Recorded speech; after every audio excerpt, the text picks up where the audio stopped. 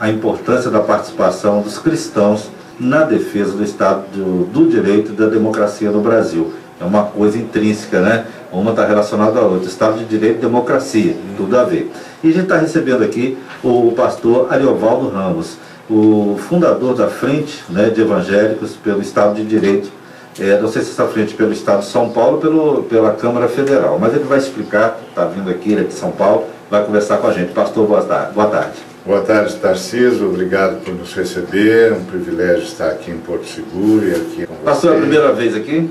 Primeira vez. Certo. Primeira vez. O Brasil começou aqui, mas eu nunca tinha chegado. Nunca tinha conhecido, né? Onde começou tudo. Pastor, vamos pela a ordem aqui da coisa, né? Esse convite para vir a Porto Seguro partiu de quê? Então, esse convite foi uma articulação do professor Spence. Ah, sim. É o que está aqui no estúdio? Isso. É assim. Então, bem-vindo aqui, registrando a presença dele. E é para discutir esse trabalho da Frente de Evangélicos, que é uma frente organizada na maior parte dos estados brasileiros. Temos mais de 18 estados brasileiros. Dos 25 estados da Federação. Já está em 18. 18. Crescendo, né? Crescendo. Agora, qual o objetivo dessa frente, pastor? Bom, essa frente nasce quando começa a conversa sobre impeachment. Nós fizemos um manifesto pedindo respeito à Constituição e respeito às eleições. Certo. E aí, daí, com o desencadear do impeachment, nós criamos uma frente de evangélicos. Por quê? Porque a bancada evangélica, que apoiou todo esse processo que nós entendemos ser um golpe, a bancada evangélica começou a dizer que representava todos os evangélicos. Aí a gente criou a nossa frente para dizer não representa todos não. Tem um grupo de evangélicos que não concorda. Eu estudo um pouco desse, não no sentido religioso, mas estatístico. O maior contingente de evangélicos hoje do Brasil é ligado à denominação Assembleia de Deus, é verdade? Isso, verdade. São cerca de 16 milhões, é isso? Por aí, um pouquinho mais, eu acho. Pois é, então os evangélicos estão em várias denominações. Então esse grupo não pode falar por todos, é isso? Não pode de jeito nenhum, porque nós somos cerca de 60 milhões de pessoas, mais ou menos. Então, esse grupo é um grupo, e mesmo dentro desse grupo há muita mudança de opinião, tem muitas opiniões diversas, não tem esse discurso hegemônico. Agora, o Estado Democrático de Direito, todos têm direito à democracia, votar, né, e de expressar, mas vocês querem direcionar no que sentido? A conscientização do eleitor evangélico, de um modo geral, é isso? A gente quer primeiro deixar claro que o que está acontecendo no Brasil está ferindo o Estado de Direito. Em que sentido? E aí, porque houve um impeachment que não foi baseado em provas, ou seja, não havia provas de crime, mesmo assim a presidenta foi deposta, e depois,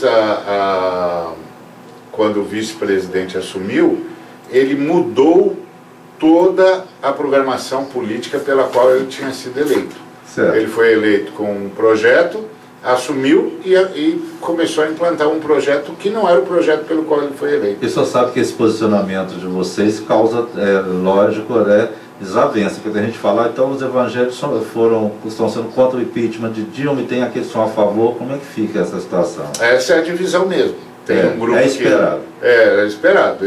Tem um grupo que é. Mas vocês têm essa posição clara em relação a isso? Nós temos uma posição clara. Nós somos contra o impeachment. Nós entendemos que o impeachment foi um golpe de Estado e um golpe de Estado contra principalmente o direito do trabalhador, que foi, na verdade, o que aconteceu no Brasil. Os direitos dos trabalhadores foram anulados. A gente sabe que nesse meio todo dos quase 60 milhões de evangélicos, tem uns que eu conheço denominações de evangélico não deve se meter em política. É verdade. Tem ouve isso muito. Assim. Não, essa contenda aí não é com a gente, o povo de Deus não quer saber disso. Como é que o senhor responde a isso? Que o povo de Deus é cidadão, e tudo que acontece no Estado afeta todo cidadão, portanto afeta o povo de Deus também, e que o povo de Deus tem uma visão clara do que significa um governo justo, do que significa um governo que respeita a vontade do povo.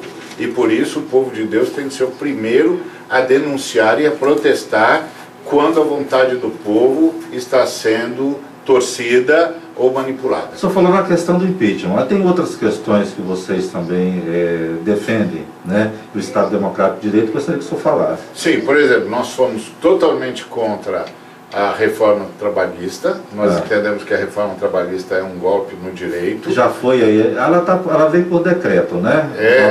Ela foi decidida pela Câmara Federal e pelo Senado. Aliás, não foi decreto, Câmara Federal e Senado. Foi PEC e anulou todos os direitos dos trabalhadores. Anulou tudo, 70 anos de conquistas. Sim. Então, outro ponto. Esse é um ponto. O outro ponto é o fim dos investimentos na educação, na saúde e na infraestrutura, que está acabando com as universidades no Brasil, tirando recurso para pesquisa, para o crescimento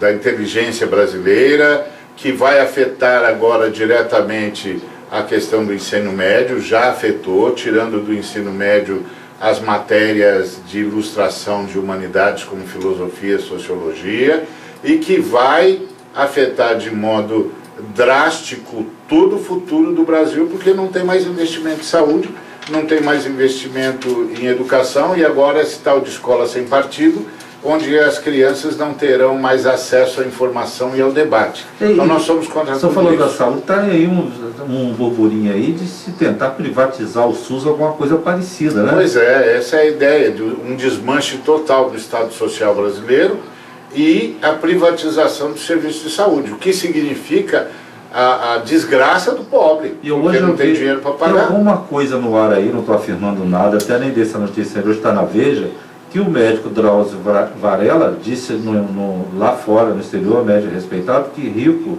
não precisava do SUS, não precisa do SUS, só o pobre. Isso já porque o SUS foi criado para ser universal. Isso. Então, parece que as coisas estão se juntando, não estou afirmando nada. O Dr. Drauzio Varela disse lá na Europa e nos Estados Unidos que o SUS deveria ser só para os pobres, não para os ricos. O que você acha disso? Bom, eu não li a matéria do Dr. Drauzio e não sei em que contexto que ele disse isso. No contexto ele disse assim, que é parecido nos Estados Unidos. Se você tem dinheiro, paga um médico particular. Se não tem, deixa para o pobre, no SUS. Resumindo, foi isso. Uma coisa é certa, o SUS é essencial para o pobre. E se os pobres perderem um acesso ao SUS, eles perdem um acesso à saúde. Por isso a gente é contra desmontar o SUS, a gente é contra a privatização da saúde, a gente entende que isso é um golpe contra o Estado de Direito, porque está na Constituição. O direito à saúde, o direito à alimentação e o direito à moradia. Hoje é o dia da Constituição. Pois é, além disso. Hoje é o dia para reforçar os direitos consagrados na Constituição Cidadã de 88, que dá direito à saúde, direito à moradia, direito à alimentação, direito a ter o seu voto respeitado. E na Constituição diz uma coisa que poucas pessoas se dão conta, né? O salário mínimo para prover o sustento da família de 4 pessoas. Se fosse colocar isso no direitinho, não no papel, o salário mínimo hoje seria dos 3 a 4 mil reais. Pois é. A gente ainda está na Constituição, não é cumprido. Está na Constituição e não é cumprido. Esse é um problema. Em vez da gente regulamentar a Constituição, a gente começou a desmontar a Constituição. E é isso que esse governo está fazendo. Desconsiderando a Constituição, logo acabando com o Estado de Direito. Agora, pastor, é o seguinte, tem uma pergunta que você de certa forma respondeu do ouvinte. Pastor, é errado o povo de Deus cobrar melhorias na saúde, infraestrutura? Cristão pode protestar? Pode e deve. Pode e deve. Porque os cristãos têm uma consciência clara de que o Estado tem de servir a nação. E que isso significa a garantia dos direitos constitucionais. E quando os direitos constitucionais forem negados ou forem torcidos, tem de gritar, o povo tem de gritar. E os evangélicos, os cristãos que têm consciência disso pela própria Bíblia, precisam ser os primeiros a gritar. Você não acha que, o senhor falando assim no rádio, muito cristão fala, mas eu não quero me envolver em partido, com o lado A, o lado B. Tem muita gente que fala assim, eu não quero partidarizar. É uma questão de partidarizar ou não? O Estado de Direito, lutar pelo Estado de Direito não é partidarismo. Não é que é a sigla do partido A ou B? Não é sigla de partido A e B. Lutar pelo Estado de Direito é lutar pelo cumprimento da Constituição, pela exigibilidade do direito como consagrado na nossa Constituição, porque a Constituição é que define a República e a nação. Então, agora, se quebra a Constituição, acabou a República. Agora, tem uma coisa que eu presto atenção. Tem aí os pré-candidatos. A gente estava com 15. Tem dois que não vou citar o nome para não fazer preferência, mas todo mundo sabe que é polarizando de esquerda e de direita. E a frente, como se posiciona nisso? Porque, na verdade, os cristãos são chamados, ou só querem ser cooptados, tentam se cooptar os cristãos ou para um lado ou para o outro. É verdade. Ou da direita ou da esquerda, né? Ou enfim, cada um vai querer puxar o voto do cristão, seja ele evangélico ou católico, né? É verdade. Não, a frente de evangélicos pelo Estado de Direito é apartidária. E todos os nossos interlocutores sabem disso. Nós somos apartidários, nós não vamos tomar posição ao lado de partido A ou B, e cada membro da Constituição... Que, aliás, é uma polêmica dentro de certas igrejas. Exatamente. Né? Não todos, eu tenho pastor que pede voto para determinado então, isso é totalmente condenado pela frente de evangélicos. A frente de evangélicos dizer isso. É apartidária, condena o uso da igreja com fins eleitorais. Condena. Nós não aprovamos, nós reconhecemos que isso é um abuso da autoridade pastoral. Ele não tem autoridade para usar a igreja como instrumento partidário. Então, nós não somos instrumentos de partido nenhum, somos apartidários e cada membro da frente de evangélicos é livre para votar segundo a sua consciência. Pastor, então o pessoal já teve aí uma noção do que vai ser sua palestra logo mais. Já no passado era aqui, 18h30, né? Exatamente. E vai acontecer onde? No Centro de Cultura. Eu pensei que ia ser no auditório da PLB.